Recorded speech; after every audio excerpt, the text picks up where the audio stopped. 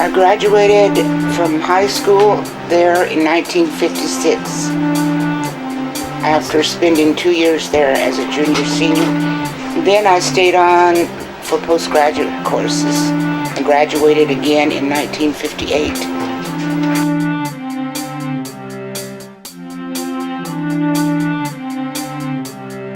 It used to be a business school. They called it commercial department. And they taught stenography and typing, business law, business English, business math, and then a 2-year course. And then it wasn't just a business school. They had a vocational department where they taught courses like auto mechanics, cooking, and dormitory management, and lots of vocational courses besides the business courses. 2 years, and they call that postgraduate. When I first went there, I stayed in Winona Hall, which was about, 4 or 5 stories high, and it had an addition in the back, and they had a porch, and it's like army barracks, like a bed, dresser, and it was L-shaped, and just rows of bed, dresser, on that porch, and that's where we slept. There were rooms there too, but if you were a lower class, you stayed on the porch. But when I was a junior and senior, I stayed in Pocahontas Hall, which weren't small rooms. There was 8 in my room. 8 bunk. Well, there was 4 bunk beds. It was college, but it wasn't accredited. They gave you a certificate of completion when you were finished. And then when you finished the business school and the vocational, they helped you find a job somewhere. The motto of the school was "Learn to Earn" at Haskell. They had intramural sports, and they had the regular school sports, football, basketball. I think that's track and field. Because Billy Mills was a grade behind me. His girlfriend was my bunk partner. She slept on the top bunk, and I slept on the bottom bunk. Right behind me, when I graduated from high school in 1956, they were phasing out the high school, and there was no more. The high school was no more, and it became a 2-year college first, and then they made it into a 4-year college. And that 4-year college was more recent, but I can't remember exactly when it became an accredited junior college. It was HIJC for a long time, Haskell Indian Junior College. What about the stadium? Was there a stadium there before?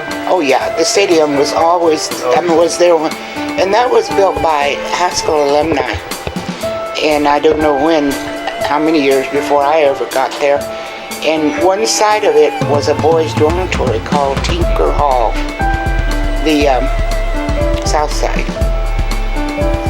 What about, wasn't there like dormitories under where the stadium was? That's what I said, one side of it was Tinker Hall, a boys' dormitory. So it was kind of like almost like a little basement down there? Or how was it? Under the grandstand, under the steps. That's where the dormitory was, one whole length of it. Oh, that's cool. How many people stayed in there? All kinds? Just boys. I don't know how many stayed there. But they were, and I don't think I ever went in there, but it must have had slanted roofs, Yeah. Because I didn't really see no windows either when I was over there. I wonder if they did away with it, or made a storage out of it, or what. What we had was a small building, and we called it the Shack. And that's where you could buy hamburgers and candy bars and stuff like that, and had little booths around it, and that was all. Where was that, the Shack? The shack used to be right by where you enter the campus, where those posts are, where you enter the campus. It was to the right of it. You guys had like a health place too? Yeah, now that was way over by, it was east of Tinker Hall. So you had to walk way over past that Tinker Hall boys dormitory, and back over in there was the health clinic. And it was more like an old home. Not really, it didn't look like a building where there was a business. It just looked like a house, I guess you'd say. It wasn't real big. See, when I went there, you didn't have to pay anything. Not a cent. But you worked an hour or so a day for your room and board. You got assigned a detail. Like I might have to get up 5 o'clock in the morning and go to the kitchen and peel a tub full of onions and stuff like that. Or you served food from the steam trays. Jay Harwood, a rodeo announcer, he turned a professional rodeo announcer, went there and he started a rodeo club, and he put on a rodeo there at Haskell in the back area. He eventually started the Indian National Finals Rodeo after he graduated. He went to work in Washington, D.C., but he still started that INFR that's still going to this day. Jay's passed away now, but he was the founder of that. No, had to find your own way to Haskell.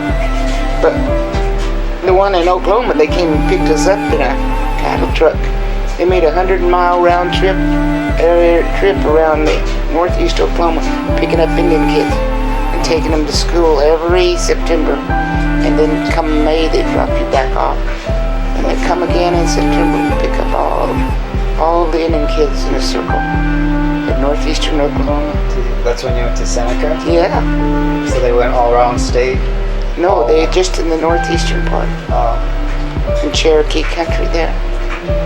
About 100 miles from the school. They made a trip around there. We had to meet them. There was a certain place we had to meet the truck. And then if you weren't there, they didn't pick you up? Yeah. I went back when June and Alice were there. I delivered a car to them, and nothing is ever the same. It's better to keep it in your memory the way it was when you were there. If you enjoyed it and had a good time. That's what I've learned in life. Like, I never had a desire to go back and see Seneca after they told me they tore this building down, they tore that building down. I didn't want to see it. I wanted to remember it the way it was when I was there. And that's the way I would like to remember Haskell.